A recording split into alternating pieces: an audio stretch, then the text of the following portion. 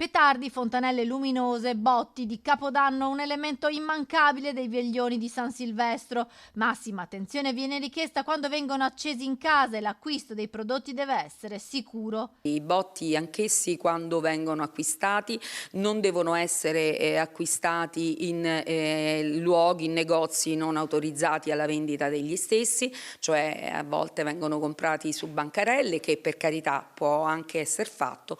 Anche lì dobbiamo verificare che siano botti con una corretta marcatura CE, quindi idonei ad un utilizzo domestico. A proposito dell'uso domestico, l'appello dei vigili del fuoco è quello di accendere petardi e botti sempre all'aperto. Tanti accorgimenti sono legati a come vengono utilizzati i botti, ovvero devono usualmente essere utilizzati all'aperto, devono essere utilizzati senza che vengano puntati su altre abitazioni oppure su autovetture, men che meno ovviamente su persone o animali, ma l'altra attenzione è che non devono, qualora vengano buttati all'aperto come viene normalmente fatto, non vengano buttati dove ci sono per esempio delle case con delle tende tirate, dei panni stesi. Massima cautela anche quando devono essere recuperati i botti inesplosi. E altra cosa importante, e questo lo dico prevalentemente per i bambini e i ragazzi, non raccogliere fuochi e botti inesplosi,